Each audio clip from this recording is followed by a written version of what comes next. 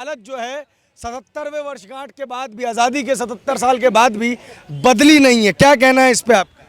देखिए पत्रकार साहब आप ये कह रहे थे मोदी जी लाल किले पे नहीं बोले गए। मोदी जी लाल किले पे एक बार नहीं 1000 बार बोले गए। ठीक है नहीं, जनता जनार्दन है, नरेंद्र मोदी जी के साथ है। जैसे 9 साल में हमने जनता ने विश्वास दिया, ऐसे ही 2024 में हम 400 को पार करेंगे, नरेंद्र मोदी जी को लाएंगे।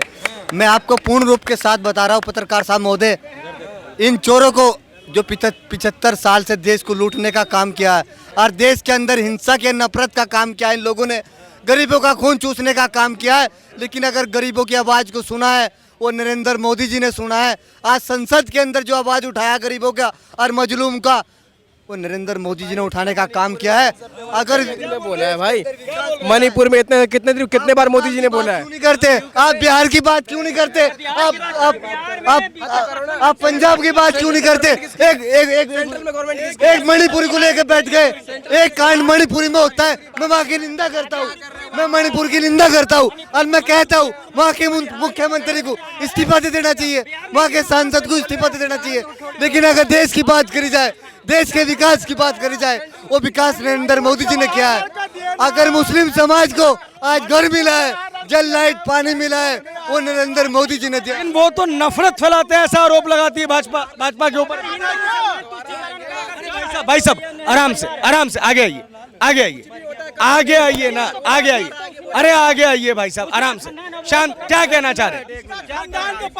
मैं 9 साल में अरे एक मिनट से ज्यादा कोई अगर बेरोजगार हुआ है तो सपा, कांग्रेस, राजद, बसपा, ये सारा चोर बेरोजगार हुआ है, समझे? अब भाजपा के कार्यकर्ता है क्या? यादव बोले, आज अखिलेश यादव बोले कि विकास 9 साल में हुआ है, लेकिन 9 साल में जितना होना चाहिए उतना नहीं हुआ है।